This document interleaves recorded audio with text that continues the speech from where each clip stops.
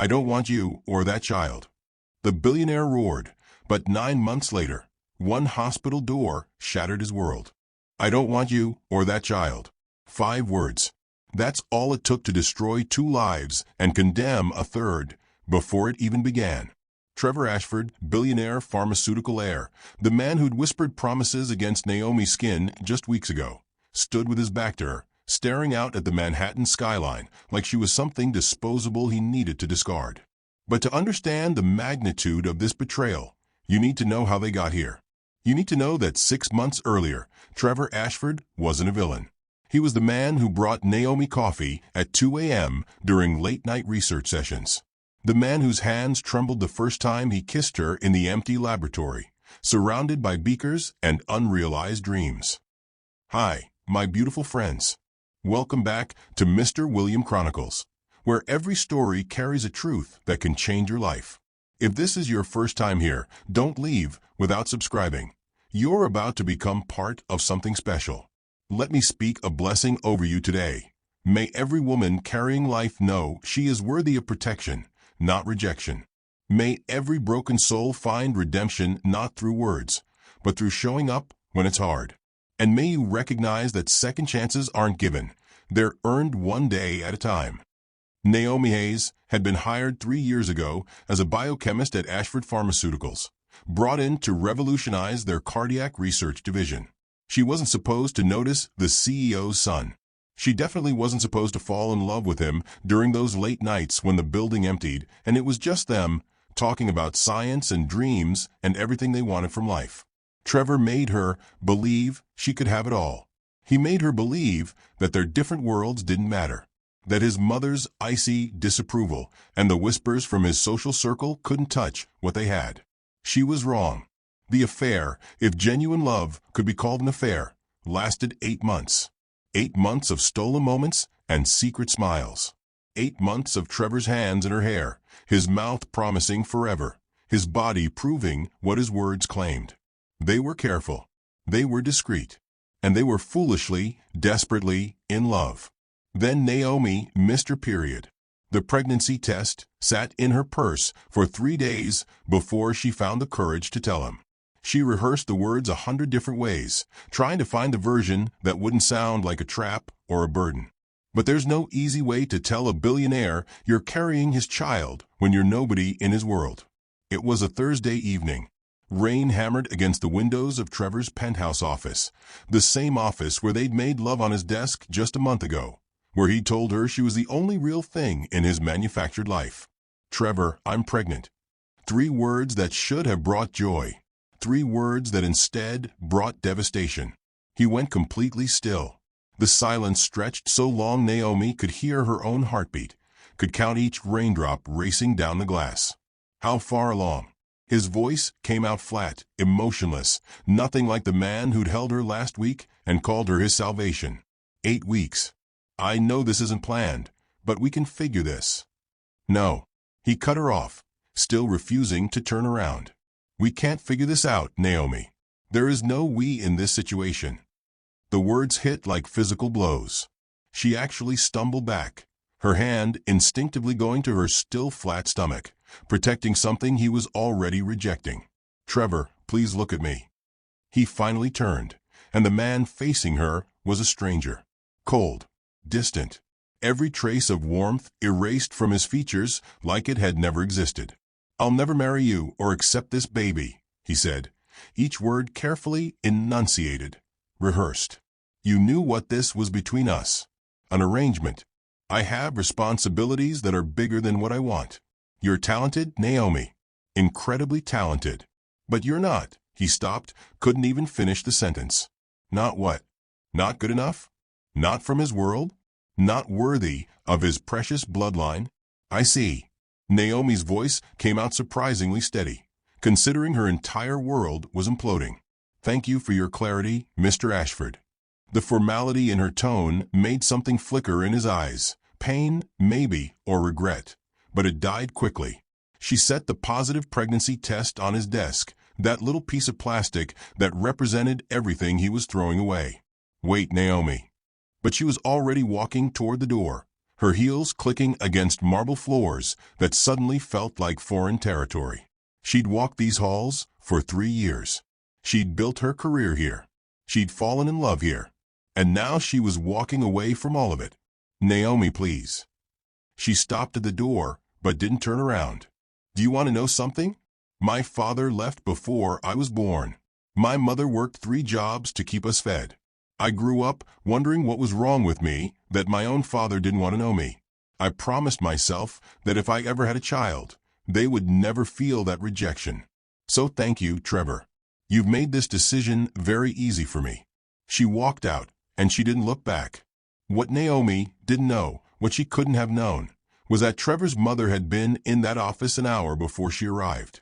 What she didn't know was that his mother had given him an ultimatum that was tearing him apart even as he destroyed her. Marry Bridget Preston, the pharmaceutical heiress, or watch his cousin orchestrate a hostile takeover that would destroy thousands of jobs and his dead father's legacy. What she didn't know was that Trevor's father had died at 49 from a heart attack brought on by the stress of running Ashford Pharmaceuticals. That Trevor had watched his father sacrifice everything for duty and legacy, had been raised to believe that personal desires were weaknesses that destroyed men. But none of that mattered in that moment. None of it changed what he'd said or how completely he'd shattered her. Naomi left the building in the rain, and she didn't cry. Crying felt too small for the magnitude of what had just been destroyed. She drove to her sister Riley's apartment in Brooklyn, her hands steady on the wheel, her mind strangely blank. "Hey, you're early, Naomi? What happened?" Riley took one look at her sister's face and pulled her inside. "I'm pregnant, and Trevor wants nothing to do with us." Riley's face went through shock, fury, and protective rage in rapid succession. "That bastard. I'll kill him. I'll actually kill him." Naomi laughed, a sound that came out broken and strange. "Get in line." They sat on Riley's worn couch, such a contrast to Trevor's luxury penthouse, and Riley held her sister's hand while Naomi stared at nothing, processing the wreckage of her life. "What are you going to do?" Riley asked softly. Naomi placed her hand over her stomach, over the tiny life growing there that Trevor had rejected before it even had a chance to exist in his world. "I'm keeping this baby. I'm leaving Ashford Pharmaceuticals. I'm going to disappear completely so my child never has to feel like an obligation or a mistake. This baby will know love, Riley, even if I have to give it alone." She meant every word. She was done with Trevor Ashford, done with his world, done with loving someone who couldn't choose her when it mattered. But life, as she would learn, had other plans. Because 6 hours later, everything she thought she knew about survival would be tested in ways she couldn't imagine. Meanwhile, Trevor stood alone in his office, the pregnancy test still on his desk, staring at those 2 pink lines that represented everything he'd just destroyed. His phone buzzed with a message from his mother. The Preston merger papers were ready for his signature. His engagement announcement was drafted for every major business publication. He should throw the test away. He should move forward with the life that had been planned for him since birth. But instead, Trevor opened his desk drawer and placed the pregnancy test inside, closing it like he was sealing away the last piece of his humanity. He didn't know that Naomi was about to face a nightmare that would nearly kill her. He didn't know that his rejection would have consequences far beyond a broken heart. He didn't know that in 6 hours, his choice would cost almost everything. And by the time he found out, it would be far too late to undo the damage his cowardice had caused. If you've ever had your heart broken by someone you thought would choose you, hit that like button. Drop a comment telling me, would you give someone like Trevor a second chance? And subscribe to Mr. William Chronicles, because this story is just getting started. And trust me, you don't want to miss what happens next. 6 hours after Trevor Ashford destroyed her world, Naomi Hayes' body began destroying itself. She'd been sitting on Riley's couch, mechanically eating the takeout her sister had ordered, when the first cramp hit. Sharp, brutal, a pain that stole her breath and made her double over. "Naomi." Riley's voice came from far away, distorted by the ringing in Naomi's ears. "I'm fine. Just another cramp, worse than the first, radiating from her abdomen through her entire body." "Riley, something's wrong." Then she looked down and saw the blood. Not spotting. Not the light bleeding that pregnancy books said was normal. This was hemorrhaging, dark red soaking through her jeans, spreading across Riley's couch, pooling beneath her with terrifying speed. Oh God! Oh God, Naomi! Riley was already grabbing her phone, her hands shaking so badly she almost dropped it. 911, I need an ambulance. My sister is pregnant and she's bleeding everywhere. Please, you have to hurry. Naomi tried to stand and her legs gave out. The room tilted sideways, her vision tunneling to a pinpoint. She could hear Riley screaming into the phone, could feel her sister's hands pressing towels against her, trying to stop bleeding that wouldn't stop. Naomi, stay with me. Stay awake. Talk to me.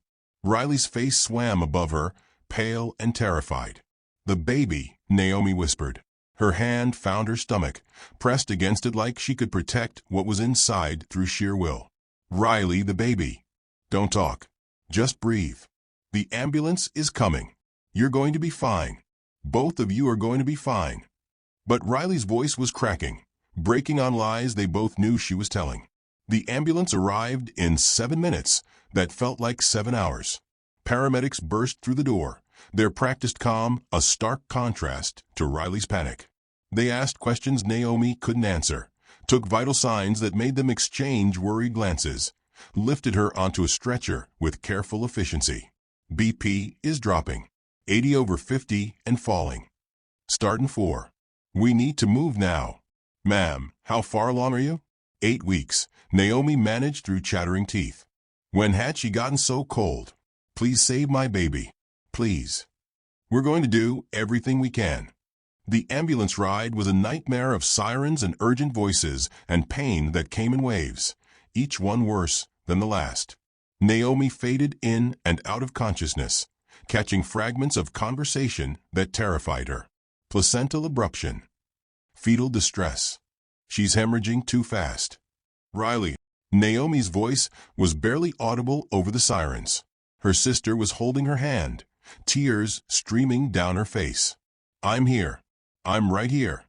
If something happens to me, Naomi gasped through another wave of pain. Promise me you'll never tell Trevor about the baby. Promise me, Riley. I don't want my child growing up feeling like an obligation, like a mistake. Nothing is going to happen to you. You're going to be fine. Promise me. Naomi gripped her sister's hand with what little strength she had left. Swear it. I promise. I swear. But you're going to be okay, Naomi. You have to be okay. The emergency room was chaos orchestrated by people who'd seen this before, who knew exactly how bad it was. Doctors surrounded her the moment the ambulance doors opened, shouting orders that blurred together. Get her 2 or 3 immediately. Cross-match for transfusion. She's going to need multiple units. Page obstetrics. Tell them we have a catastrophic placental abruption at 27 weeks. 27 weeks. They thought she was 27 weeks along, not 8. The math didn't make sense in Naomi's fading consciousness, but nothing made sense anymore except the pain and the cold and the knowledge that she was dying. A doctor's face appeared above her, kind but urgent. Naomi, I'm Dr. Patterson. Your placenta has separated from your uterine wall. We need to perform an emergency cesarean section to save your life. Do you understand? But I'm only 8 weeks. You're 27 weeks pregnant, Naomi. The baby is viable, but we need to operate now. We might lose you both if we wait. 27 weeks. Nearly 7 months. She'd been pregnant for 7 months and didn't know. How was that possible? But there was no time to process, no time to understand. Save my baby, she whispered. Whatever happens to me, save my baby. We're going to fight for both of you. They wheeled her into an operating room that was too bright, too cold, filled with people in surgical masks who moved with urgent precision. Someone placed a mask over her face, and a voice told her to count backward from 10. 10, 9, 8. She didn't make it to 7 before the anesthesia pulled her under, dragging her into darkness where pain couldn't follow. Riley stood outside the operating room, her sister's blood still on her hands, and called the one person she'd promised not to call. She called Trevor Ashford. His phone rang 4 times before going to voicemail. Riley didn't leave a message. What would she say? The woman you destroyed 6 hours ago is dying because you broke her heart? Your baby, the one you rejected, might not survive the night? She hung up and slid down the wall, sitting on the cold hospital floor, and prayed to a God she wasn't sure she believed in anymore. Inside the operating room, doctors worked with controlled urgency. Naomi's body lay open on the table, bleeding that shouldn't have been possible, a uterus that had torn itself apart under the stress of emotional trauma and catastrophic complications. There's the baby. Careful. They pulled Samuel from his mother's body at 27 weeks gestation. 1 pound, 11 ounces of fighting spirit who came out silent and gray. For 3 terrible seconds, he didn't breathe, didn't cry, didn't move. Then a neonatal specialist suctioned his tiny airways, and his chest jerked with effort. A weak, kitten-like cry filled the operating room, and every person there released a breath they'd been holding. He's alive. BP stabilizing. APGAR is 4, now 6. Get him to NICU stat. They rushed Samuel away in an incubator, this impossibly small human who wasn't supposed to exist yet, who was fighting for every breath through underdeveloped lungs. How's the mother? Still bleeding. I can't find the source. BP dropping again. We're losing her. Dr. Patterson worked with hands that had saved hundreds of lives, trying to save one more. Naomi's body was giving up, shutting down from blood loss and trauma, from a broken heart that had translated into broken biology. Come on, Naomi. Fight. Your son needs you to fight. And somehow, impossibly, Naomi's heart kept beating. Her body kept fighting. She clung to life with the same stubborn determination that had gotten her through a fatherless childhood, through building a career in a male-dominated field, through falling in love with a man who couldn't choose her. 3 hours later, Dr. Patterson emerged from the operating room to find Riley still sitting on the floor, her face streaked with dry tears. Your sister is alive, the doctor said, and Riley's sob of relief echoed through the empty hallway. But she's critical. The next 24 hours will determine if she pulls through. She's lost a tremendous amount of blood. The trauma to her body was severe. And the baby? Dr. Patterson's expression softened. He's in the NICU. 1 pound, 11 ounces. 27 weeks is early, very early. His lungs aren't fully developed. He'll need extensive medical intervention. I won't lie to you. The next few weeks are going to be touch and go for both of them. Riley nodded, unable to speak past the lump in her throat. The baby's father, is he coming? No, Riley said, her voice hardening. He's not part of this.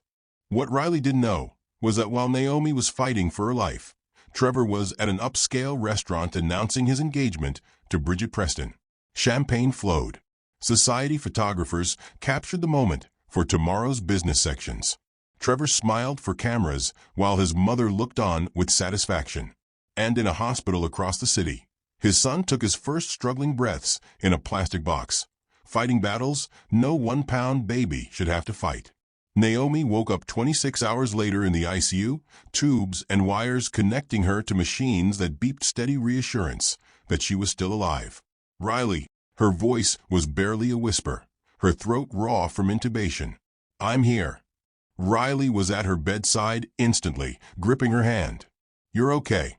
You're going to be okay. The baby, panic flooded through Naomi, giving her strength she shouldn't have had. Riley, my baby. He's alive. Naomi, you have a son. He's in the NICU, and he's fighting. The doctors say he's a fighter. Tears streamed down Naomi's face, relief and terror mixing into something that hurt worse than the physical pain. I want to see him.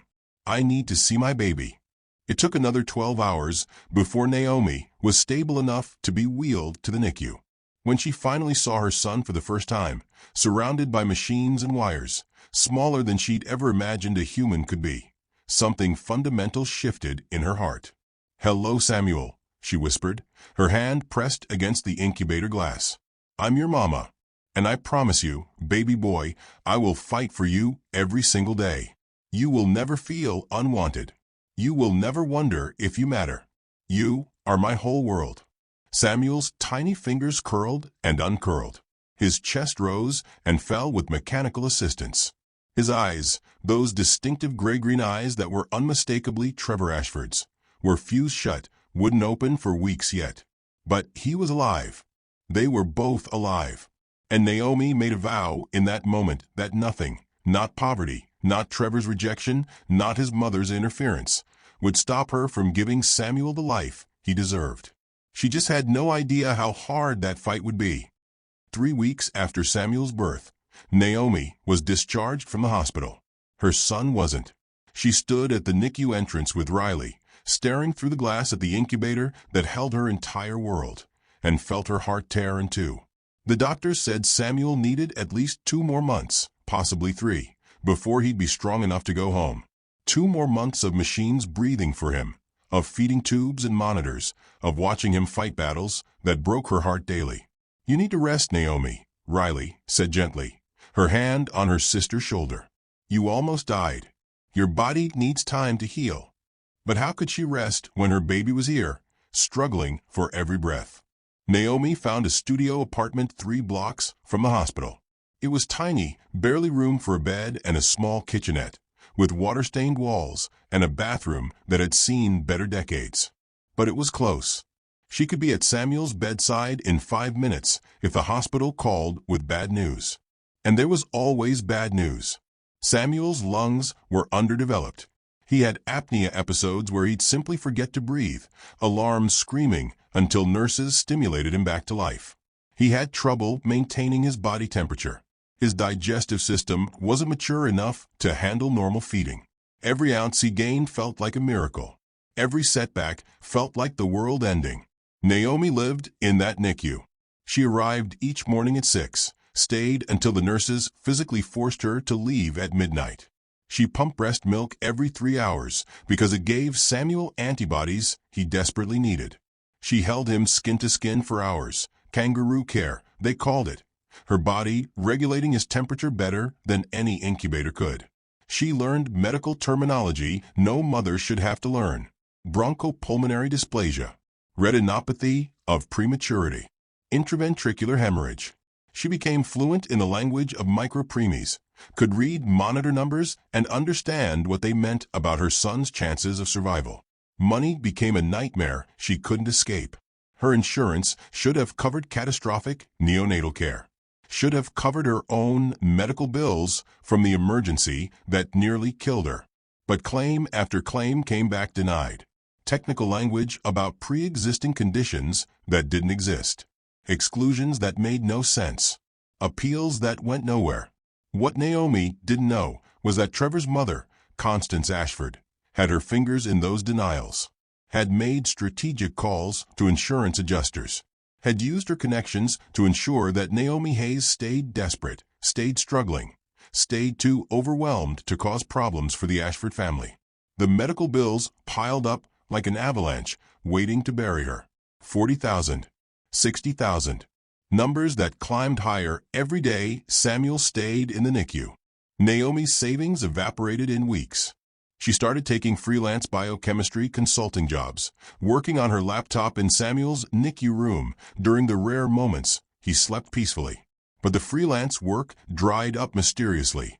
Clients who'd been eager to hire her suddenly went silent. Contracts that seemed certain fell through at the last minute. Naomi couldn't understand it. Couldn't see the shadow of Constance Ashford poisoning every opportunity, warning potential clients that hiring Naomi Hayes would displease Ashford Pharmaceuticals. Naomi ate vending machine food because she couldn't afford both meals and parking fees. She wore the same 3 outfits, washed in her tiny apartment sink because laundromats cost money she didn't have. She lost weight she couldn't afford to lose, her body still recovering from trauma while trying to produce milk for a baby who needed every ounce of nutrition she could give. Riley helped when she could, but she was a teacher with her own bills, her own life. Naomi refused to burden her sister more than necessary. "You could ask him," Riley said one evening, sitting beside Naomi in the NICU while Samuel slept between them. "Trevor. He's the father. He should be paying for this." No. Naomi's voice was absolute. I promised myself Samuel would never feel like an obligation. The moment I take Trevor's money is the moment he has power over us. I won't give him that. Even if it means drowning in debt? Even if it means Samuel doesn't get everything he needs. Samuel has everything he needs. He has me. He has love. That's more than Trevor Ashford could ever give him. But pride couldn't pay hospital bills. Love couldn't cover the cost of specialized formula and medication. The breaking point came on a Tuesday morning when Naomi was holding Samuel, marveling at how he'd gained 2 whole ounces, when a nurse approached with a newspaper someone had left in the waiting room. "I'm so sorry," the nurse said quietly, setting it down. "I thought you should know before you see it somewhere else." The business section featured a full-page spread. Trevor Ashford's engagement to Bridget Preston, pharmaceutical heiress. The photo showed them at some charity gala. Trevor in a tuxedo, Bridget in diamonds, both of them smiling for cameras. The article gushed about the merger of 2 pharmaceutical dynasties, about the business implications, about the wedding planned for next spring. Naomi stared at that photo while holding Samuel against her chest, and something cold and hard settled in her heart. Trevor had moved on, had found it easy to erase her and their son from his life. While she was here, choosing between Samuel's medication and keeping electricity on in her apartment, Trevor was attending galas and planning weddings and living a life that had no room for the family he destroyed. "He's a bastard," Riley said when Naomi showed her the article later. "He doesn't deserve either of you." "I know," Naomi said quietly. And she did know. But knowing didn't stop the small, foolish part of her heart that had hoped Trevor might show up, might realize what he'd thrown away, might choose them after all. That part died when she saw his engagement photo. Samuel had his first major crisis at 6 weeks old. His oxygen levels dropped dangerously during what should have been a routine feeding. Alarm screamed. Nurses descended. Naomi was pushed back while they worked on her son, while his tiny body fought against itself. "Come on, Samuel. Breathe, baby. Please breathe." He came back from the edge, but the episode terrified Naomi in ways nothing else had. She'd been so focused on daily survival that she'd almost let herself believe they were safe. Samuel's crisis reminded her that preemie babies lived on the knife's edge between life and death. Other NICU parents came and went. Naomi watched babies arrive, watched them get strong enough to go home, watched their parents cry happy tears as they carried car seats out the door. She celebrated with them, genuinely happy for their victories. But Samuel stayed. Weeks turned into months. His progress was measured in grams and milliliters, in tiny improvements that looked insignificant to outsiders, but meant everything to Naomi. She found community with other long-term NICU parents. They understood the particular hell of loving someone whose survival was never guaranteed. They shared snacks and encouragement, celebrated each other's small victories, held each other through devastating setbacks. Naomi's birthday came and went in the NICU. She was 29 years old, eating a cafeteria cupcake, while Samuel had another apnea episode.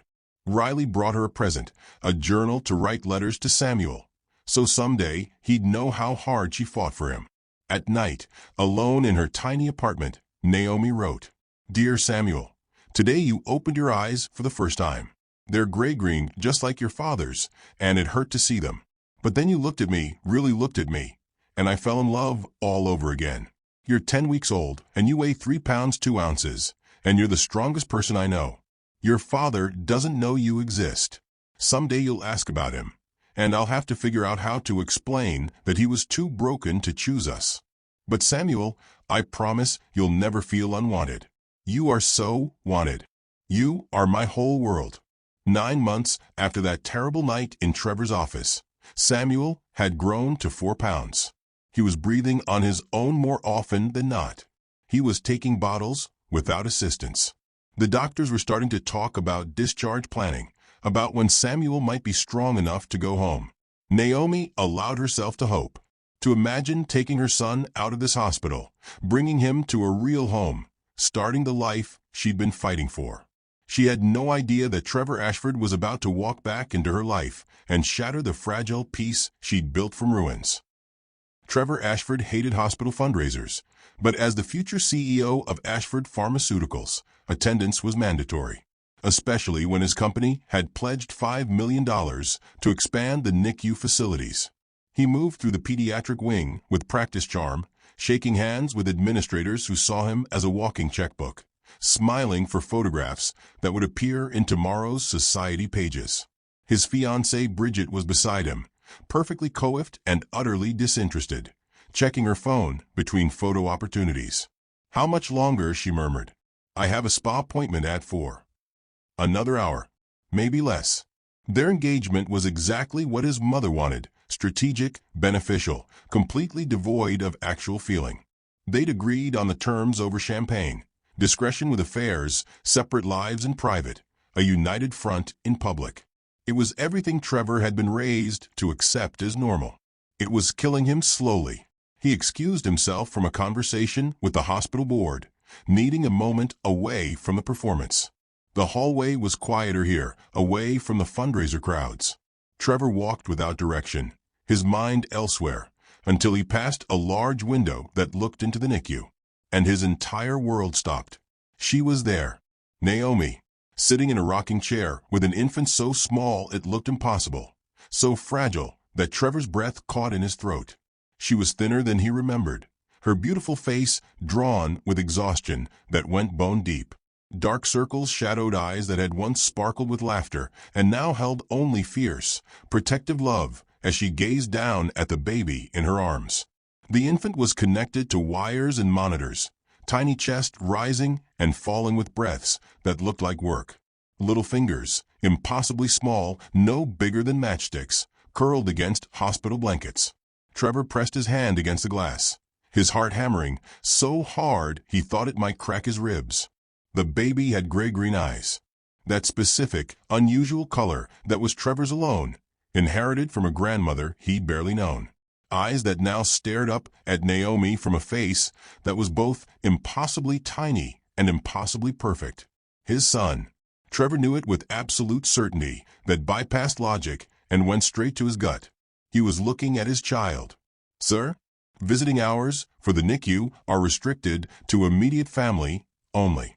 A nurse had appeared beside him, her voice professional but kind. Trevor couldn't speak. His throat had closed around words that wouldn't come. The nurse followed his gaze through the window, and her expression softened. "That's Samuel Hayes. He's been here since birth, quite a fighter, that little one. Born very premature after his mother had a catastrophic medical emergency. Most devoted parent I've seen in 30 years of NICU nursing." Samuel. His son's name was Samuel. Trevor's hand was shaking against the glass. "How long has he been here?" The nurse checked her tablet. "Since birth. He was born at 27 weeks gestation after his mother experienced placental abruption. He's gained excellent weight and his prognosis keeps improving. But babies born that early need extensive hospital care. 27 weeks. Trevor's mind was doing calculations he didn't want to complete. 9 months ago, he'd rejected Naomi in his office. She'd left and something terrible had happened. Something catastrophic that had put both her and their baby in mortal danger. While he'd been signing merger documents. While he'd been announcing his engagement to Bridget. While he'd been living his carefully constructed lie, Naomi had been here, fighting for their son's survival. "I need to go in," Trevor said, his voice coming out rough. "I need to see them." "I'm sorry, but you need to be on the approved visitors list." Hospital policy. The baby's mother controls who has access. Trevor wanted to use his name, his position, his money to force his way through. But something stopped him. He had no rights here. He'd thrown away any claim to rights when he told Naomi he would never accept their baby. He pulled out his phone with shaking hands and called his assistant. "I need everything you can find on Naomi Hayes. Medical records, financial records, living situation, everything. And I need it within the hour." The information that came back made Trevor want to vomit. Samuel had been in the NICU for 9 months. 9 months of fighting infections, breathing problems, feeding difficulties. 9 months of touch-and-go moments where his survival was uncertain. Naomi had nearly died. had hemorrhaged on an operating table, had woken up in ICU not knowing if her baby had survived, had spent every day since living between hospital walls, her entire life reduced to fighting for their son. The medical bills were astronomical, over $200,000 and climbing. Her insurance had denied most claims on technicalities that made Trevor's blood run cold when he read them. She was drowning in debt that would crush most people. And Trevor had known nothing, had been planning weddings and attending galas while his son fought for every breath. His phone rang. His mother's name flashed on the screen. "Have you finished with the hospital appearance? The Preston family is expecting us for dinner at 7. Trevor stared through the window at Naomi and Samuel, and something fundamental broke inside him. "Did you know?" His voice came out deadly quiet. A pause. "Know what, dear?" "Did you know about the baby?" The silence stretched long enough to be an answer. "I had you followed after the breakup," Constance finally said, her tone suggesting this was perfectly reasonable. "I needed to know if that woman posed a threat to the Preston merger. When I discovered she was pregnant, I monitored the situation. After the baby was born prematurely, I assumed nature would take its course. You knew my son was fighting for his life, and you said nothing. That child is not your concern. You made your choice. You chose responsibility over." Trevor hung up on her. His hands were shaking with rage so pure it felt like poison in his veins. He scrolled through his assistant's report, finding more damning information. Insurance denials that had his mother's fingerprints all over them. Freelance contracts that had mysteriously evaporated. A pattern of systematic sabotage designed to keep Naomi desperate and silent. His mother hadn't just hidden Samuel's existence. She'd actively tried to destroy them. Trevor tried to enter the NICU again, but security stopped him. He called Naomi's phone, disconnected. Her email bounced back. She'd erased herself completely, and he couldn't blame her. He spent the rest of the fundraiser in a daze, smiling mechanically while his world crumbled. When he got home, he called his lawyer. "I need you to draft documents acknowledging paternity of Samuel Hayes. Establish a trust fund, $10 million to start. Transfer enough money to cover every medical bill.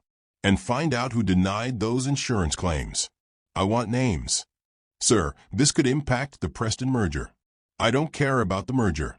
My son has been fighting for his life while I've been living a lie. Fix it. All of it." But fixing it required reaching Naomi first. And she'd built walls that Trevor's money couldn't scale. He went back to the hospital the next day. And the day after. He sat in waiting rooms near the NICU during times he'd learned Naomi would be with Samuel, hoping for a glimpse, hoping for a chance to explain. Through the window, he watched her rock their son, watched her press kisses to Samuel's tiny head, watched her wipe tears from her face when she thought no one was looking, watched her hold their baby with hands that trembled from exhaustion but never wavered in their gentleness. She sat alone. No partner to share the vigil. No family except her sister, who visited when she could. Naomi had been alone through all of this because Trevor had chosen duty over love. And now the weight of that choice was crushing him. Trevor was about to leave, to go home and figure out how to fix the unfixable, when he saw someone stepping off the elevator. His mother, Constance Ashford, dressed in designer clothes that cost more than most people's monthly rent, walking toward the NICU with purpose in every step. Terror flooded through Trevor, cold and absolute. His mother was here. His mother knew about Samuel. And if Constance was walking toward Naomi and his son with that expression on her face, it meant she was about to do something that would leave destruction in her wake. Trevor caught his mother in the hospital corridor, his hand closing around her arm with enough force to make her stop. "What are you doing here?" Constance turned with practiced composure, but something flickered in her eyes when she saw his face. "I'm handling a situation before it becomes a problem. Samuel is not a situation. He's my son. That child is a complication that threatens everything we built. The Preston merger, your position, our family's reputation. I don't care." The words came out flat, absolute. "You knew about him. You knew he was fighting for his life, and you said nothing. You sabotaged Naomi's insurance. You destroyed her career opportunities. You tried to kill my son through neglect. Constance's mask cracked slightly. I protected you from making a mistake that would have ruined your life. That woman was never suitable. She trapped you with a pregnancy. She didn't trap me. I loved her. And you destroyed us because you couldn't control me the way you controlled father. His mother's face went cold. Your father understood duty. He sacrificed for this family. He died at 49 because you made him sacrifice everything that made life worth living. I'm not him. I'm not dying for your legacy. Trevor moved past his mother toward the NICU, but Constance's voice stopped him. If you acknowledge that child, you lose everything. Your inheritance. Your position. The Preston family will withdraw from the merger, and your cousin Blake will destroy this company. Is that what you want? To throw away generations of work for a woman who hates you and a baby who will never fit into your world? Trevor looked at his mother and finally saw her clearly, saw the emptiness behind all that elegant composure, the void where love should have been. Yes, he said simply, because they're the only things that actually matter. He left Constance standing alone in that corridor and went to find Naomi. Security stopped him at the NICU entrance again, but Trevor didn't argue. He waited in the family consultation room until a nurse brought Naomi to him, confusion and weariness written all over her exhausted face. "What are you doing here?" Her voice was flat, emotionless, nothing like the woman who used to laugh in his arms. "I saw you. With Samuel. I saw my son." Something dangerous flashed in Naomi's eyes. "You have no son. You made that very clear 9 months ago." I know what I said, and I will spend the rest of my life regretting those words. But Naomi, I didn't know about the emergency. I didn't know you almost died. I didn't know Samuel was here, fighting. And whose fault is that?" Her voice was rising now, months of pain and exhaustion finding focus in rage. "I didn't hide him from you. I collapsed 6 hours after you rejected us. 6 hours.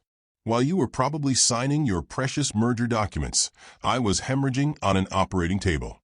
While you were announcing your engagement, Samuel was being born 3 months too early, fighting for every breath." Trevor's throat closed. "I'm so sorry. Sorry doesn't give me back the 9 months I spent alone. Sorry doesn't erase the terror of watching my son stop breathing.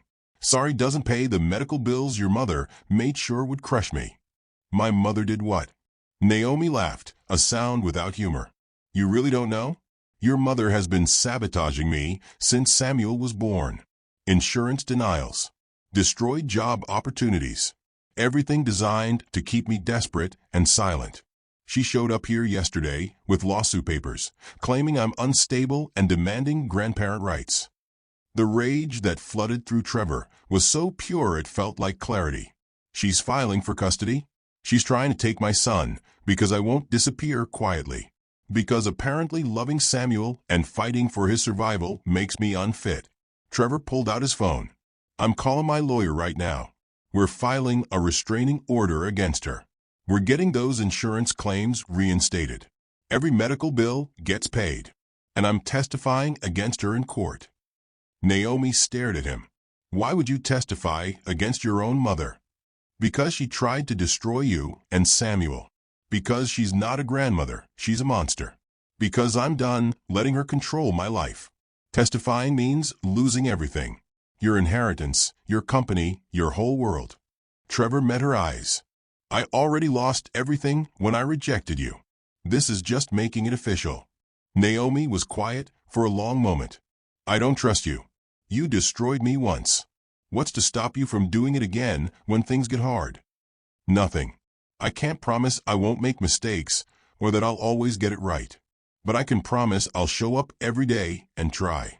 I can promise that Samuel will know his father chose him, even if it was 9 months too late." Before Naomi could respond, Samuel's monitor alarm went off in the NICU. She was out of the consultation room instantly, Trevor following, both of them running toward their son. The next 6 hours were hell. Samuel had developed a serious infection. His tiny body fought sepsis, while doctors pumped antibiotics into veins barely visible. Naomi sat beside his incubator, her face white with terror, her hands pressed against the plastic that separated her from her baby. Trevor stood beside her, helpless, watching his son fight another battle he was too small to face. "He's going to make it," Trevor said, his voice rough. "He's a fighter. He gets that from you." Naomi didn't respond, but when Trevor's hand found hers, she didn't pull away. She held on like he was the only solid thing in a world that was collapsing. When Samuel finally stabilized hours later, when the doctors said the antibiotics were working, Naomi sobbed with relief, so profound she couldn't breathe. Trevor's arms went around her, and she let him hold her while she fell apart. It wasn't forgiveness. It wasn't reconciliation. It was just two parents sharing terror and relief over their son's survival. But it was something, a crack in the walls between them, and Trevor would take it. If you're still watching, you're invested in this story. Show some love. Hit that like button and subscribe to Mr. William Chronicles. Trust me, you need to see how this ends. The courtroom battle with Constance Ashford was brutal, public, and absolutely necessary. Trevor testified against his mother with a calm that masked the rage burning beneath. He detailed every manipulation, every insurance denial she'd orchestrated, every deliberate act of cruelty aimed at keeping Naomi struggling and Samuel's existence hidden. The judge's ruling was swift and decisive. Constance's petition for grandparent rights was denied completely. A restraining order was issued. The judge recommended criminal investigation into insurance fraud. Trevor walked out of that courthouse having lost his inheritance, his position at Ashford Pharmaceuticals, and any relationship with his mother. He'd burned his entire world down. And he'd do it again without hesitation. Naomi had watched from the gallery, Samuel sleeping in her arms, and something in her eyes had shifted. Not forgiveness yet, but recognition that Trevor had meant what he said about choosing them.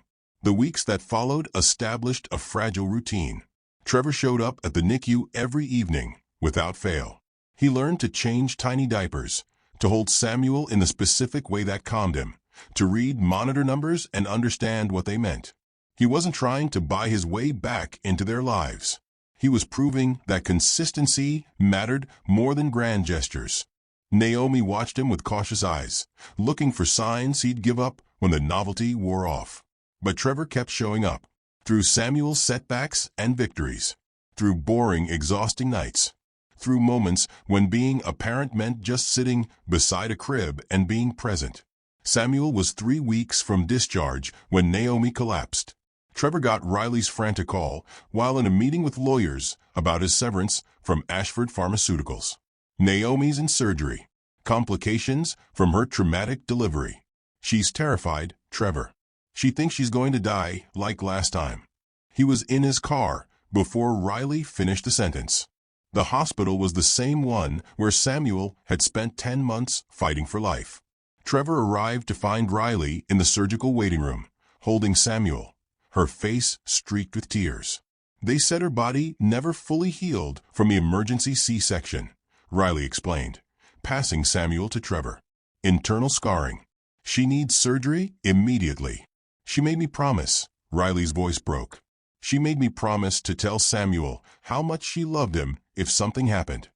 Trevor held his son against his chest, feeling Samuel's small hand curl around his finger, and made a promise of his own. Nothing's going to happen to her. She's the strongest person I know. The surgery took 4 hours. For hours of Trevor pacing with Samuel, feeding him bottles, changing diapers, singing off-key lullabies he barely remembered from his own childhood. And Samuel said "Mama" for the first time.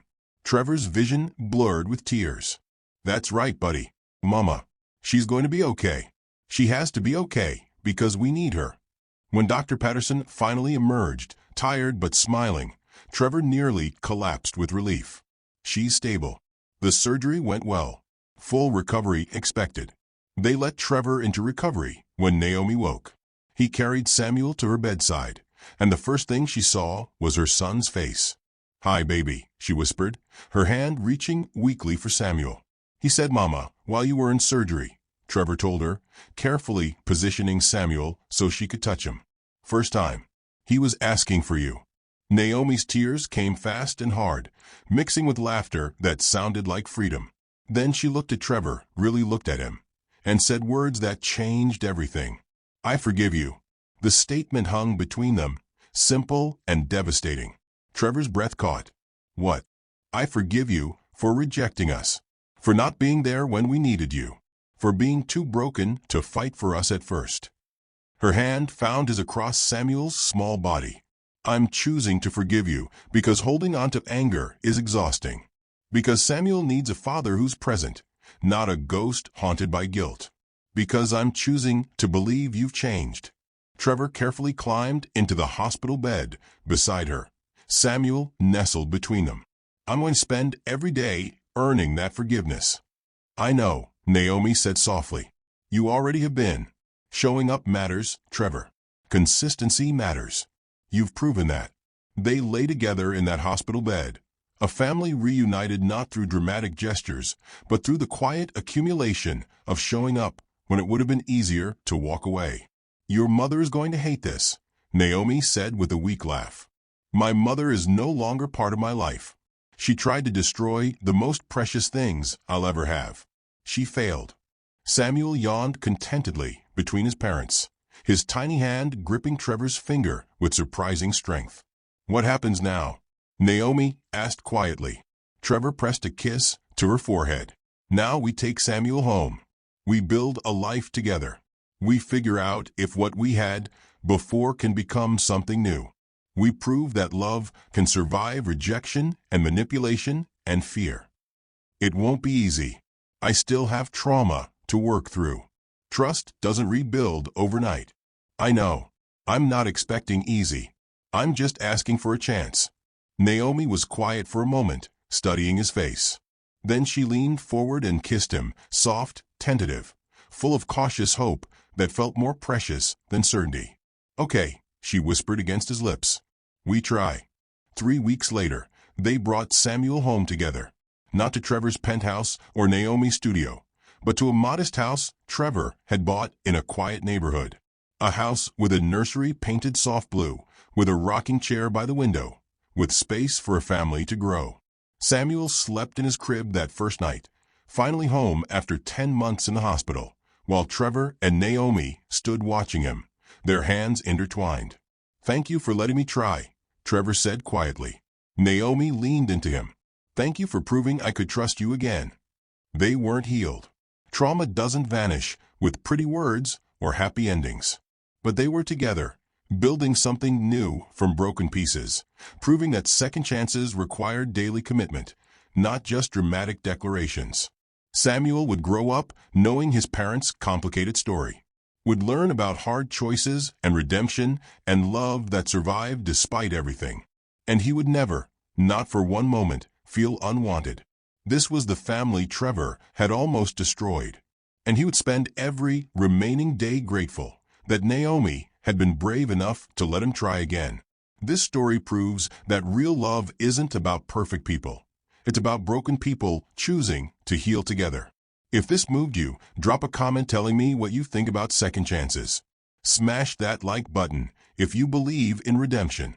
And subscribe to Mr. William Chronicles for more stories that touch the soul. Because love like this, it's worth fighting for.